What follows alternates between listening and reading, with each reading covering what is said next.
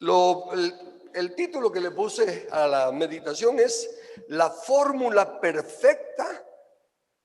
No es la fórmula, es el balance perfecto de la ley y la gracia. Eso es lo que ha estado en mi mente. En Juan 1:17 dice: pues la ley por medio de Moisés fue dada, pero la gracia y la verdad vinieron por medio de Jesucristo. La ley es sumamente importante. De hecho, esos son los pensamientos que han estado en mi mente durante todo tiempo, en la ley y la gracia. Y miro que a lo largo de la trayectoria del cristianismo, estos dos aspectos o estos dos elementos son los que causan la mayor desinformación o diferentes informaciones que existen. Pero también depende en qué forma, cuál es la motivación primaria en el estudio de esos temas. Y en mi caso personal, es la responsabilidad personal. Yo amo a Dios y, como he dicho en otras ocasiones, mi único temor es que Él es justo, ¿verdad? Y que aunque me ame con todo su amor, si yo me descuido, temo su justicia. Además, quiero agradarlo. Desde mucho tiempo atrás mi oración ha sido: Señor, yo sé que he traído muchas lágrimas a tus ojos por mi falta de sabiduría en el pastoreo. Cuando joven era más celoso, sin sabiduría. Y ahora quiero ver una sonrisa en tus labios. Ese es mi anhelo. Entonces yo enfoco el estudio desde el aspecto de la responsabilidad. ¿Cuál es mi responsabilidad en esto?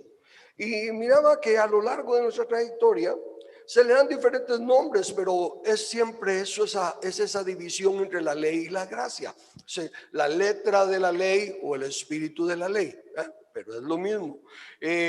La fe sin obras es muerta, la fe sin obras es gracia. De las diferentes perspectivas, ¿no? Pablo dice una cosa, Santiago dice otra. Entonces me puse a estudiar eso, a meditarlo, y llego a esta consideración: que desde el principio, antes de la caída del hombre, Dios presentó el balance perfecto entre la ley y la gracia.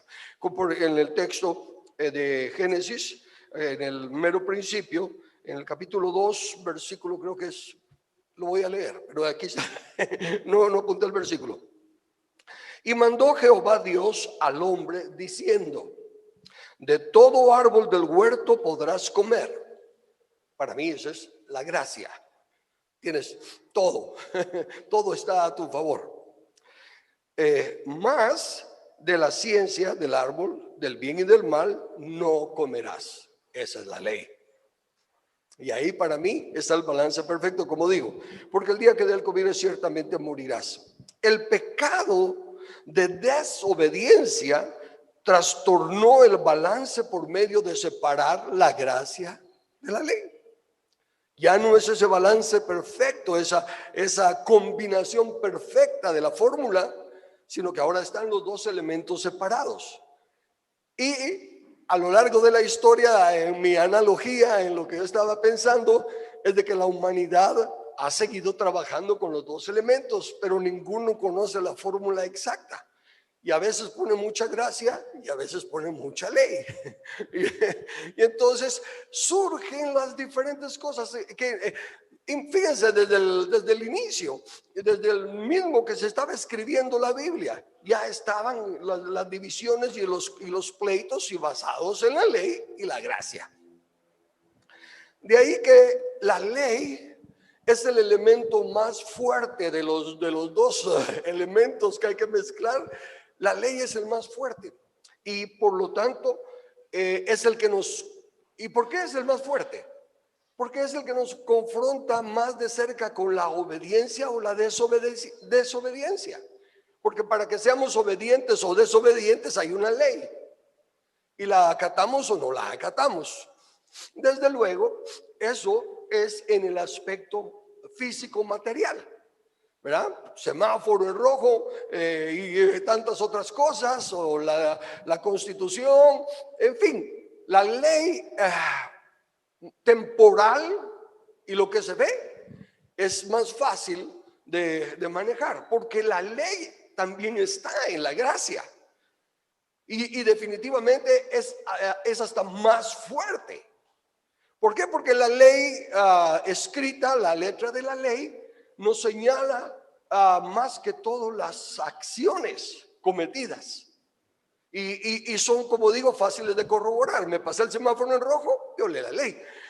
Pero la gracia va más allá a las intenciones del corazón. Y en parte esa es nuestra limitación. No podemos ver ahí. Los instrumentos que tenemos para estudiar las consecuencias de la obediencia y la desobediencia se quedan en lo externo, se quedan en las manifestaciones ya hechas. No podemos ver las intenciones del corazón. Consecuentemente, lo que Dios demanda de nosotros es obediencia, y nos es más fácil obedecer, insisto, lo temporal y lo que se puede ver. Nos es más fácil, como yo me he jactado algunas veces, de que aunque sean las 4 de la mañana, si el semáforo está en rojo, yo paro, porque sé que la ley dice alto, ¿verdad? Pero, ¿qué acerca de las intenciones del corazón cuando aún nuestro corazón es engañoso? Conscientemente yo no voy a hacerle un mal a nadie. Conscientemente yo no quiero fallarle a Dios. Conscientemente yo quiero perdonar aún a mis enemigos. En fin, quiero. Pero fallo, claro que fallo. ¿Y por qué fallo? Porque mi corazón es engañoso. Y me da la razón. Cuando yo vengo le digo, sí, pero mira, corazón, aquí dice en la Biblia tal y tal cosa, ¿verdad? Y entonces, como él no me puede hablar, tiene que aceptarlo. Algo así como una parejita que estaba aquí, que el esposo dijo que él siempre tiene la razón. Algo así. Bueno, pues entonces, la ley, siendo entonces lo que yo puedo ver y manejar mejor, pues quizá en una forma limitante, pero trato de cumplir la ley, que es la que sí tengo a mi alcance. Y en mi corazón anhelo que Dios vaya transformándolo por medio de la renovación del entendimiento. La ley en sí es buena. Gálatas 3:21 dice, luego, la ley es contraria a las promesas de Dios. Las promesas de Dios, no, dice Pablo, en ninguna manera. Porque si la ley dada pudiera vivificar, la justicia fuera verdaderamente por la ley. Bien, entonces sabemos que la ley es santa, la ley es espiritual, la ley de Jehová es perfecta. No hay problema con la ley. Y definitivamente, ¿qué problema puede haber con la gracia? Por gracia somos salvos. Por gracia de la gracia de Dios que produce en nosotros el querer como el hacer, es que somos lo que somos. Entonces no hay el problema en los elementos, es en la mezcla de los elementos donde no hemos encontrado la fórmula y no está el balance. Y noten que la ley por sí sola no vivifica, dice, porque si la ley dada pudiera vivificar. ¿Qué es vivificar? Dar vida, dar vida. La ley no puede dar vida. Sin embargo, vivimos una vida apegada a la ley, justa humanamente hablando. Una persona que viva apegado a la ley de Dios va a tener éxito en la vida, va a prosperar, va a tener muchas bendiciones. Dios promete bendecir su ley. Prueba de ello es Israel, Israel, ¿verdad? El pueblo judío. Obviamente no están caminando de corazón con Dios, ¿verdad? Pero están guardando los aspectos de la ley. Y Dios prometió que bendeciría su ley. Bienaventurada la nación cuyo Dios es Jehová. ¿Y cómo se sabe que una nación tiene a Dios por Dios? Porque la ley de una nación dice cuál es el Dios de esa nación. Entonces, cuando se respeta la ley de Dios, se está respetando a Dios. Cuando se dice que se respeta a Dios, pero tenemos leyes humanistas y estamos obedeciendo a los hombres, no somos una nación bajo Dios. Guatemala no es una nación bajo Dios, porque sus leyes no respetan la ley de Dios. Entonces, en el versículo 24, siempre de Gálatas 3, dice: de manera que la ley ha sido nuestro ayo para llevarnos a Cristo, a fin de que fuésemos justificados por la fe. De ahí que la ley es sumamente importante, es nuestro ayo. Ahorita pensemos en nuestra vida humana. La mayoría de lo que somos, la mayoría de lo que creemos, las convicciones que tenemos, vienen de la educación que nos fue dada. Viene del trato. Tanto psicólogos humanistas como psicólogos cristianos piensan que en los primeros 7 años de la vida del niño es donde se forma su carácter, donde se forman sus valores. Entonces depende de la clase de ayos que se tenga en esos primeros años, la clase de valores que uno va a tener. Y sí, por la dicha y la misericordia de Dios, las personas que están entrenándonos, los ayos que están educándonos, son temerosos de Dios y conocedores de la palabra de Dios, van a inculcar en nosotros esos valores, esos principios. Y aún en la misericordia de Dios, que es un punto más adelante, aún personas no creyentes, por ser creados a la imagen de Dios, tienen la ley escrita en su corazón, como vamos a leer en Romanos. Y es como que su conciencia les redarguye en cuanto a algunos pasos. ¿Por qué digo eso? Porque en mi caso personal, mis padres eran católicos romanos por tradición, ¿verdad? Y ni siquiera nos inculcaron la doctrina católica romana en un sentido de enseñarnos.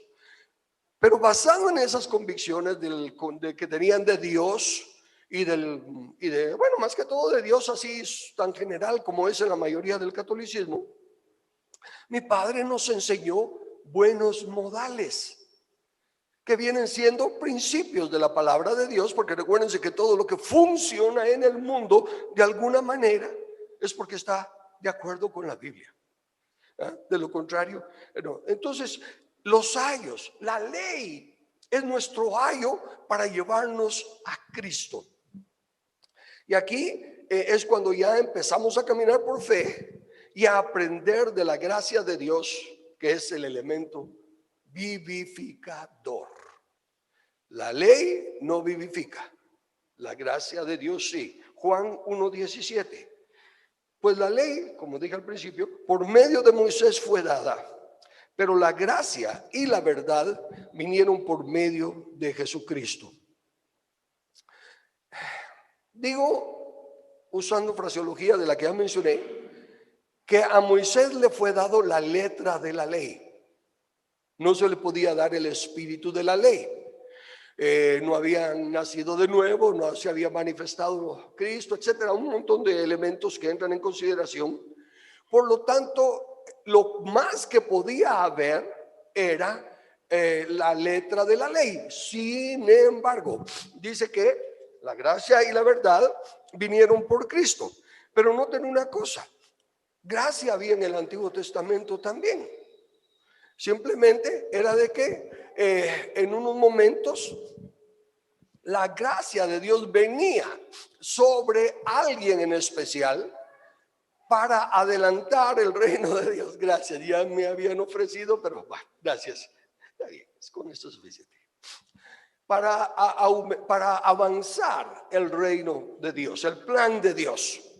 Pero había ley y gracia, solo que no estaban todavía mezclados, ¿verdad? Seguía que todos estaban aprendiendo la ley, vivían por la ley, todo lo que tenían era la ley, pero cuando Dios quería avanzar su plan, su gracia venía sobre alguna persona. Noé halló gracia, Abraham halló gracia, Moisés halló gracia. Y en fin, la mezcla que Dios hacía era buena para avanzar su plan.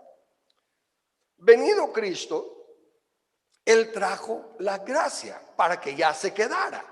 Ya no era de que caía sobre algunas personas nada más. Entonces diríamos, bueno, de aquí en adelante ya las cosas tienen que salir bien. Ya todo tiene que estar perfecto porque ahora ya tenemos la ley y la gracia. Y ya las tenemos y las estamos aplicando, pero todavía no conocemos la fórmula.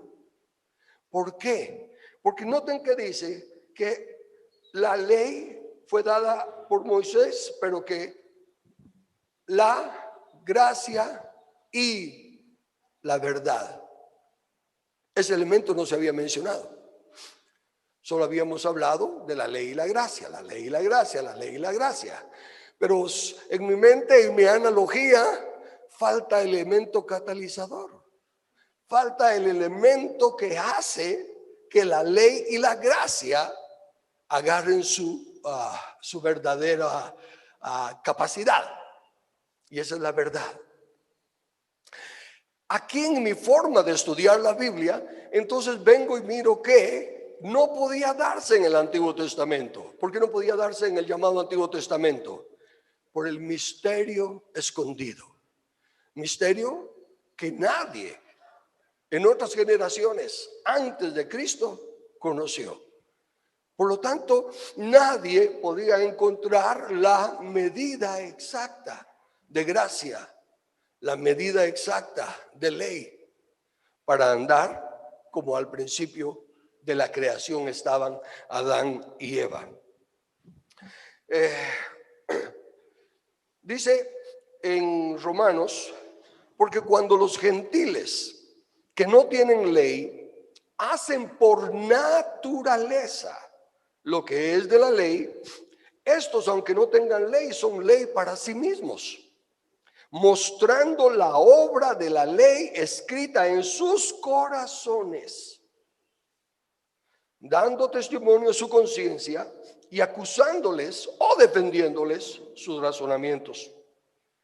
En el día que Dios juzgará por Jesucristo los secretos de los hombres conforme a mi evangelio.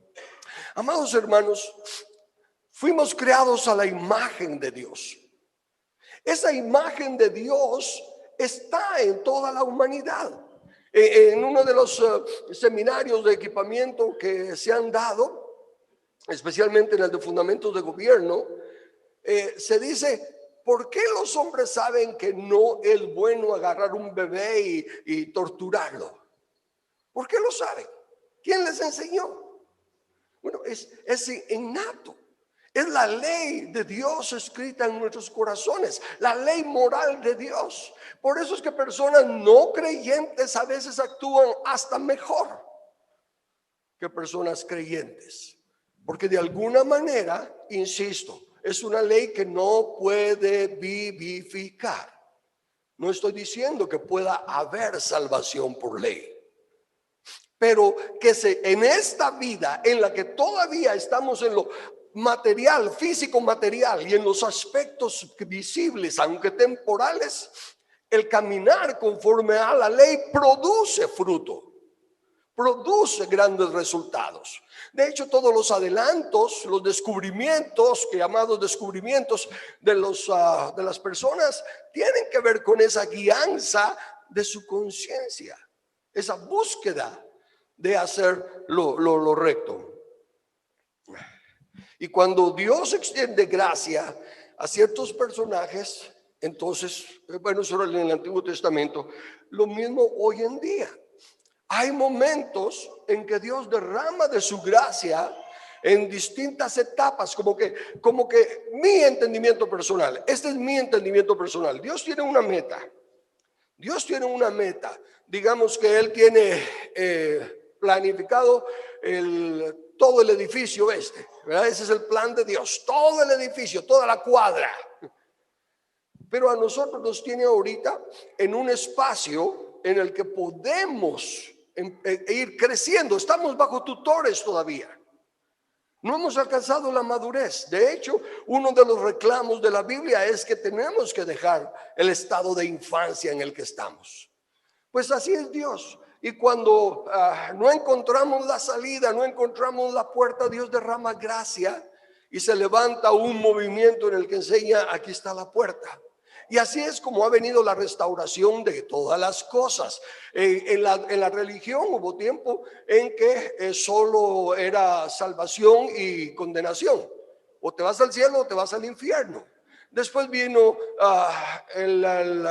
un avivamiento y se manifestó el Espíritu Santo y empezaron a ver los dones del Espíritu y empezaron tantas cosas del Espíritu, tanto movimiento del Espíritu. Y en otra ocasión vino alguien y dijo, empezó a ver, bueno, pero en la Biblia también habla, aparte de los pastores, de que hay otros ministerios, apóstoles, profetas, y hubo el despertar del ministerio quíntuple. Y así la alabanza, no que era pecado tocar instrumentos mundanos en la cosa de Dios y todo lo demás, y luego viene un despertar, como que va habiendo olas de revelación, por así decirlo, que Dios derrama gracia en ciertos momentos y en ciertos tiempos y se van descubriendo cosas. Pero recuérdense, la verdad no ha ido creciendo al paso que las experiencias y las manifestaciones se van dando.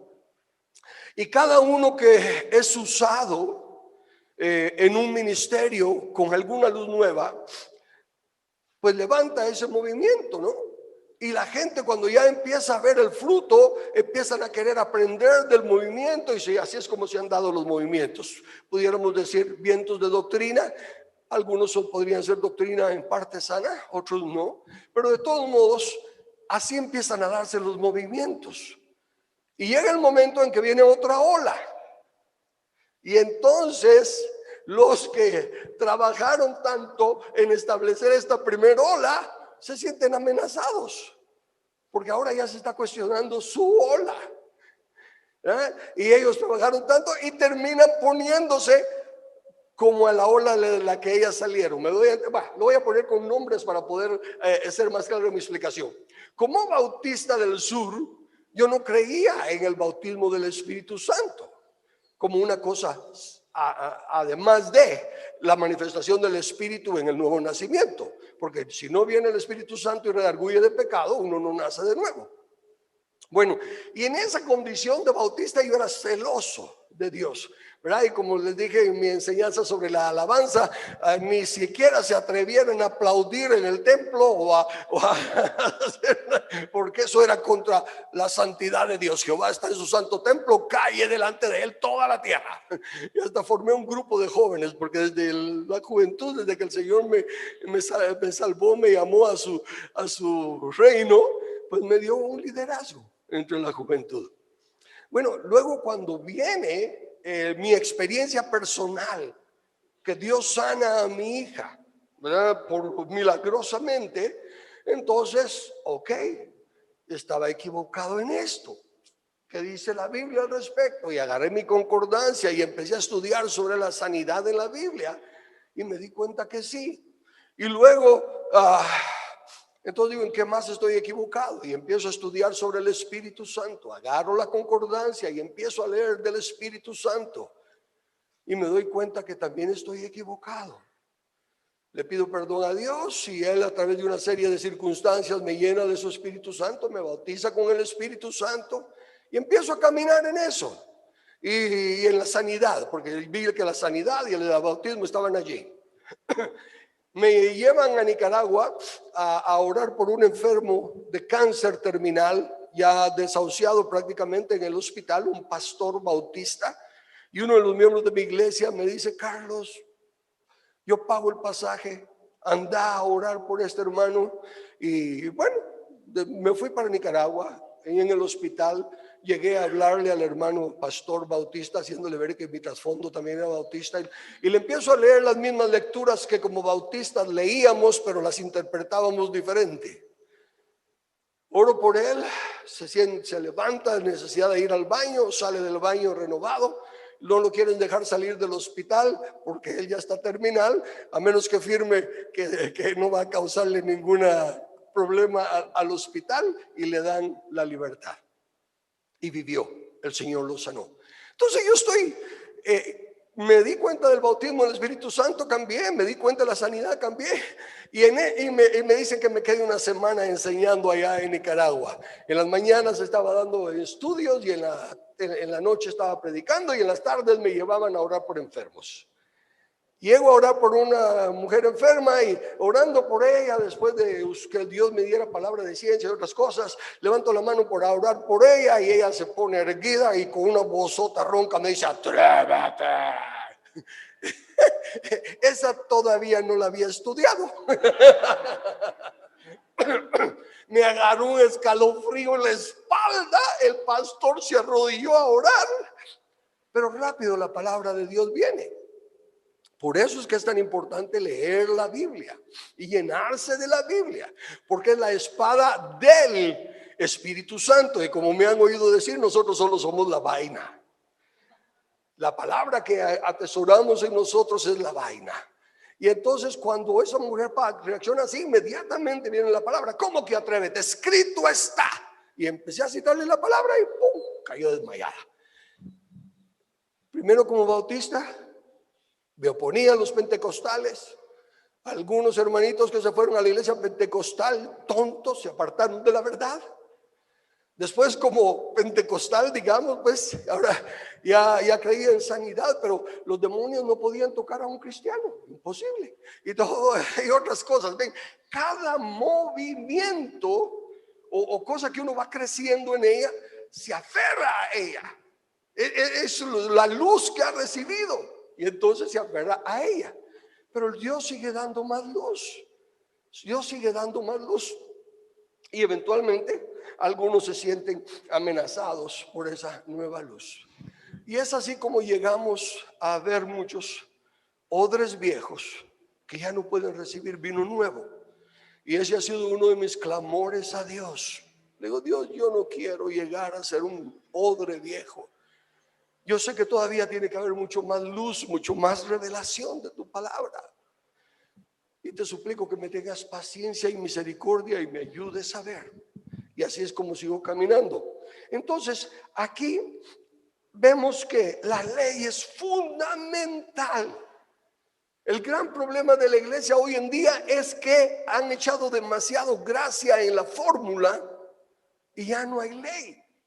Y entonces ahora casi todo se puede por gracia. Y ya no hay conocimiento de la ley de Jehová. Miren nuestra condición como estamos.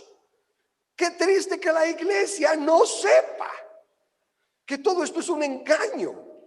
Qué triste que la iglesia no sepa que aunque fuera verdad, Dios nos ha dado derechos inalienables. Y ninguna institución, ningún gobierno, nadie puede ir contra esos derechos. Y que hay 3 instituciones, no una. Y que cada institución tiene la iglesia y la familia delegada directamente por Dios. Y así como hay que obedecer a toda autoridad, hay que obedecer a la autoridad de los padres en la casa y a la autoridad de los líderes en la iglesia. Pero no al Estado. El Estado no tiene que meterse con nuestra conciencia ni con nuestra familia. Pero la iglesia ha olvidado la ley. Ya no le da a la ley el valor que merece. La ley de Jehová que convierte el alma, que transforma el alma. Y entonces tenemos que volver a enseñar los fundamentos. Y ahora dice Gálatas 4:1. Pero también digo, entre tanto que el heredero es niño, en nada difiere del esclavo, sino que está bajo curadores hasta el tiempo señalado por el Padre. La iglesia, los miembros de la iglesia, nacidos de nuevo, sin importar la edad, pensemos en Adán. Adán fue creado adulto, pero era niño. Tenía que aprender, ¿qué cosa? Obediencia, para poder madurar, para poder crecer. Entonces ahora nacemos de nuevo, a la edad que sea, pero todos somos niños. Necesitamos aprender la obediencia. Y para ello, sabiendo Dios que somos tan duros de entender, decidió un sistema en el cual nacemos impotentes, nacemos dependientes, para que aprendamos el proceso de la obediencia. Somos dependientes y no nos sobrevivimos, nos morimos y vamos creciendo y desarrollando con el mismo nivel con el que vamos aprendiendo obediencia. Y como ya en otras ocasiones he dicho, es 1000 veces mejor estar bajo una paternidad fuerte, o a algunos aunque la consideren tirana, que ante una paternidad así aguada, inconstante. Y los que más problemas tienen son los criados con inconstancia. Los que menos problemas tienen son los criados bajo un gobierno fuerte. Porque fue fácil para mí, a los 17 años que me fui a Estados Unidos, salir adelante. Porque pude conseguir trabajo y porque nunca me despidieron, y de los dos que me fui con carta de recomendación. Porque aprendí la obediencia. Para mí no fue problema servir al jefe. No, y cuando me convertí, no fue ningún problema obedecer al pastor. De hecho, el pastor se convirtió en mi héroe y yo me sentía súper feliz de andar con el pastor. ¿Por qué? Porque el aspecto de obediencia estaba arraigado en mi corazón y del respeto a la autoridad. Ahorita me recuerdo de una ilustración. Agarré la bicicleta de mi hermano para ir a hacer un mandado, y cuando llegué a una esquina estaba un policía y otro platicando, y yo esperando que pasaran los carros, pues de modo tuve que parar, y ahí en la esquina tenía el pie en la banqueta y en la bicicleta, pero se hizo notorio que estaba nervioso. ¿Y por qué estaba nervioso? Porque no llevaba la tarjeta de circulación. Y cuando el policía, claro, me descubrió, se me acerca, ¿verdad? Y me dice, su tarjeta. Y yo le digo, es la bicicleta de mi hermano, la dejé en la casa. Va a traerla, pues. Y entonces me fui a la bicicleta a traer la tarjeta y ya regresé con el policía. Mira, aquí está. Esa clase de obediencia y de condenarse a uno mismo. Yo ya sabía, soy culpable, no traigo la tarjeta. Bueno, esos conceptos los debemos de desarrollar en nuestras membresías, en nuestras iglesias. Somos niños al nacer de nuevo. No importa los títulos que tengamos escolásticamente, profesionalmente, atléticamente, políticamente, nada de eso importa. Y ese es nuestro gran problema, como les decía, en la mezcla de la gracia y la ley. Tenemos en nuestra Guatemala ejemplo de personajes que, porque eran grandes oradores, terminaron siendo hasta profetas en la iglesia. Y nada que ver en su desarrollo espiritual. Con los músicos, los cantantes famosos, es con los que más pasa eso. Se convierte un cantante famoso y ya está listo para cantar alabanzas y dirigir alabanza y hacer conciertos musicales cristianos. Porque no se entiende que apenas está naciendo de nuevo y que si no aprende a ser discipulado, si no aprende obediencia, su cristianismo va a ser mediocre, va a ser artificial, va a ser superficial. Igual que guardar solo la letra de la ley, como los judíos. Al ser confrontados con el espíritu de la ley, nada más y nada menos que con el maestro, sabían más que el maestro. Entonces, el balance perfecto entre la ley y la gracia requiere conocer la verdad.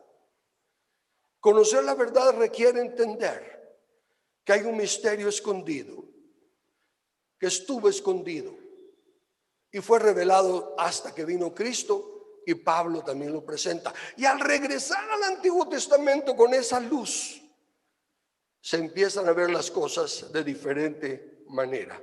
Ahora, si nosotros estamos ahí en Gálatas 4 y somos los herederos, la iglesia, Obviamente, recuérdense que entre los miembros, así como en un cuerpo, pueden haber miembros que están totalmente sanos y otros. Pienso ahorita en mi amada hermana, la mayor que queda viva, porque la que era mayor que ella ya murió. Pero pienso en ella que está teniendo grandes problemas con sus rodillas. Ya casi no puede caminar y todo. Y va a exámenes, ¿verdad? Y el corazón está bueno, ¿verdad? Los pulmones están buenos, el hígado está bueno. No hay ninguna otra enfermedad. Esos órganos están perfectamente bien. Pero parte del cuerpo, y en este caso la rodilla, las piernas, son las que le dan problema. Entonces así también es con el cuerpo de Cristo. No quiere decir que no haya órganos saludables y perfectos, hermanos y hermanas maduros, que entienden los principios de la palabra y que caminan en la luz de la palabra. Pero el cuerpo en sí es cuerpo de niño todavía. Está en una etapa de niño y está, así como la ley fue nuestro ayo para llevarnos a Cristo, sigue siendo ahora ya no nuestro ayo, sino que nuestro maestro, porque ya estamos a otro nivel. Pero quiere decir que Dios todavía tiene tutores.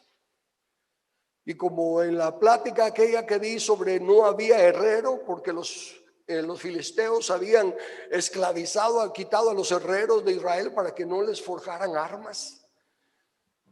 Y dije que los herreros de la casa, de la familia, somos los padres, somos los que tenemos que forjar las armas de la milicia de nuestros hijos para que se puedan defender y salir adelante. Consecuentemente también los herreros de la iglesia. Cristo ascendió a lo alto y dio dones. Y en el Antiguo Testamento la cita dice para los rebeldes. Y en el Nuevo Testamento dice dio dones a los hombres para la edificación del cuerpo de Cristo. Entonces necesitamos volver a esa claridad. No, hay un montón de apóstoles falsos, sí, hay un montón de maestros falsos, sí, todo hay falso. Pero si hay falso es porque existe lo verdadero. Nunca se hace copia de un billete de a 7 quetzales. Para que haya un falso, tiene que haber un verdadero. Y necesitamos, a Dios gracias, nosotros lo hemos entendido, reconocer los dones cuando vienen a nuestro cuerpo, cuando vienen a ministrarnos. Apóstoles, profetas, evangelistas, pastores y maestros, cuya función es el estudio de la doctrina, de ir conociendo las medidas de gracia, las medidas de ley, el balance con el catalizador de la verdad para que produzca el efecto deseado. Pero además de eso, dijo Jesús, Juan 14:26, mas el Consolador, el Espíritu Santo, a quien el Padre enviará en mi nombre, Él os enseñará todas las cosas y os recordará lo que yo os he dicho. El capítulo 16, versículo 23, pero cuando venga el Espíritu de verdad, Él os guiará a toda la verdad, porque no hablará por su propia cuenta, sino que hablará todo lo que oyere y os hará saber las cosas que habrán de venir. Ahora ya no estamos bajo el ayo de la ley como estuvimos en el llamado Antiguo Testamento. Ahora estamos bajo la ley, pero con el Espíritu de la verdad. Y Él es el que nos guía a toda verdad. Por eso es tan necesario, número uno, la lectura constante de la Biblia. Número dos, si no se tiene la certeza de tener la plenitud del Espíritu, no importa el abuso que hayan dado de las manifestaciones del Espíritu, no importa el abuso que hayan hecho de la doctrina del Espíritu, eso no quita que el Espíritu Santo es el que nos guía a toda verdad. Y necesitamos ser llenos del Espíritu Santo para que Él alumbre los ojos de nuestro entendimiento y nos enseñe a discernir el bien y el mal, para que podamos crecer, para que podamos atender a lo de Hebreos 6:1. Por tanto, dejando ya los rudimentos de la doctrina de Cristo, vamos adelante a la perfección, No echando otra vez el fundamento del arrepentimiento de obras muertas, de la fe en Dios. Paro ahí. No echando otra vez el arrepentimiento de las obras muertas. Aquí ni siquiera lo tenemos que dejar porque no se está echando, ya no se predica arrepentimiento. En uno de los últimos estudios que nos dio Williams, mencionó el arrepentimiento, cómo es básico y fundamental. Perdonen, es básico y fundamental. Y el arrepentimiento no es solo de nuestros pecados. El arrepentimiento es un cambio de mente conforme viene más luz, y debemos de estar claros, amados hermanos, que aunque tengamos los años que tengamos, no hemos llenado el conocimiento de la verdad. Estamos en un puchito así del tanque. Y mantenernos abiertos, no, ¿cuál sería la palabra? No ingenuos, no crédulos, pero sí abiertos a que definitivamente hay más luz, a que definitivamente tenemos que crecer todavía en otras áreas. Y se me viene ahorita a la mente cuando aquella viuda le dice a Eliseo: tu siervo ha muerto, mi esposo, y él era un hombre fiel delante de Dios y todo, y ahora los acreedores me quieren quitar todo y hasta me quieren quitar a mis hijos. Y le dice Eliseo: dime qué tienes en casa. Y como toda mujer responde: no tengo nada. Bueno, ¿verdad? Así está ahí en la que dijo: no tengo nada, solo unas botellas de aceite. Y viene Eliseo y le dice: manda a tus hijos a recoger botellas vacías, y cuando te las traigan, llena una y ponla por un lado, y llena otra y ponla por un lado. Hasta ahí entonces se llenaron todas las botellas, y le dice a los hijos: denme más botellas, y le dicen: ya no hay. Entonces cesó el aceite. Cuando ya no hay una vasija para recibir, es cuando no se da. Dios no desperdicia. Si recogió las migajas y recogió los panes que sobraron de las manifestaciones milagrosas de alimento, no va a desperdiciar el aceite. Entonces, cuando ya no hay vasijas para recibir, cesa el aceite. Nosotros somos vasijas, unos para honra, otros para deshonra, dice la Biblia. Y dice que nos esmeremos por ser vasijas para honra. Para ello tenemos que estar dispuestos a seguir recibiendo del Espíritu Santo. Y voy a concluir con esto. Jesús dijo al Padre en Juan 17 que ya Él estaba listo para pasar a su presencia. Y le dice en el versículo 20 al 22: mas no ruego solamente por estos, sino también por los que han de creer en mí por la palabra de ellos, para que todos sean uno en nosotros. Para que todos sean uno, como tú, oh Padre, en mí y yo en ti, que también ellos sean uno en nosotros, para que el mundo crea que tú me enviaste. La gloria que me diste, yo les he dado, para que sean uno, así como nosotros somos uno. Pienso que unidad doctrinal nunca la vamos a alcanzar. Son miles de años ya del Evangelio y esta no se alcanza. Pero unidad de propósito sí debe haber, porque andarán dos juntos si no estuvieran de acuerdo. Y para estar de acuerdo tenemos que tener la misma meta. Entonces, creo, al menos en respuesta a mis peticiones, que a lo que el Señor me está poniendo es de que tenemos que trabajar en la unidad, no en la unión. la unión hace la fuerza. Sí, pero nosotros no necesitamos fuerza. Lo que necesitamos es la bendición de Dios, la unidad. Estaban unánimes juntos. Ven, ahí están las dos palabras. Unánimes de una misma mente. Juntos, unidos, no unidos, rejuntados. Entonces, nuestra meta es la unidad. Y es la gloria de Cristo. La gloria que tú me diste, yo les he dado. ¿Para qué? ¿Para que sean una gran iglesia? No. ¿Para que salven a miles de personas? No. ¿Para que gobiernen las naciones? No. Para que sean uno.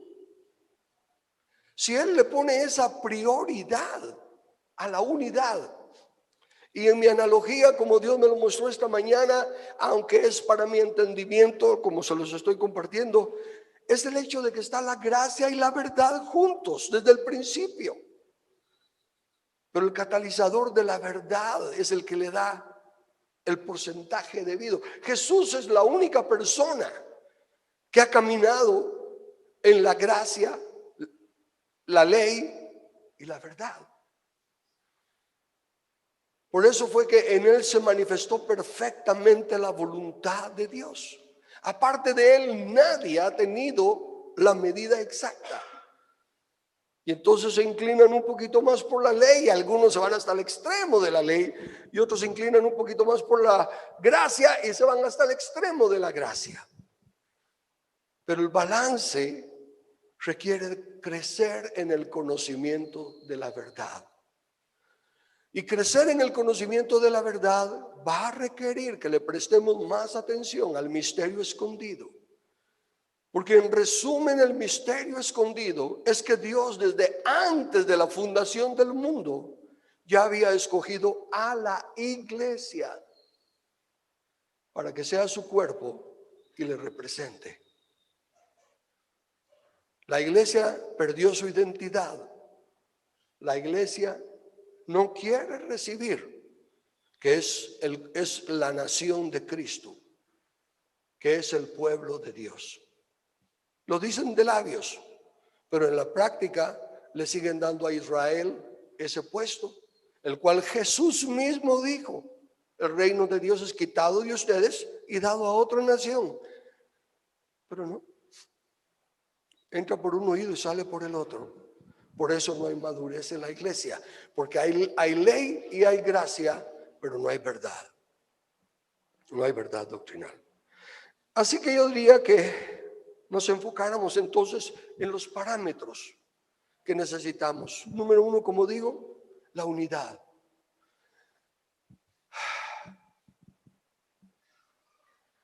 Dios quiere que seamos uno.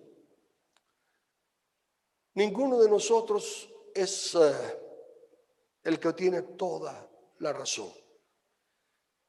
Pero como la gracia y la ley son parte de uno solo que el pecado la separó, el pecado de separación, entonces el pecado la separó. Caminemos en la medida de gracia que tenemos, caminemos en la medida de ley que tenemos y cuidemos que nuestro enfoque sea siempre hacia la unidad. Pero esa unidad es ¿para qué? Para la gloria de Cristo, no para ninguna otra cosa. Y yo añado, también recordemos que la meta que sí tenemos clara es la de sojuzgar la tierra. Entonces, que hayan esos rieles, que hayan esas guías en el transcurso de nuestro desarrollo y crezcamos en el conocimiento y la gracia de nuestro Señor Jesucristo, para que Él reciba la gloria y sea por medio de la expresión de la unidad que Dios nos ha dado.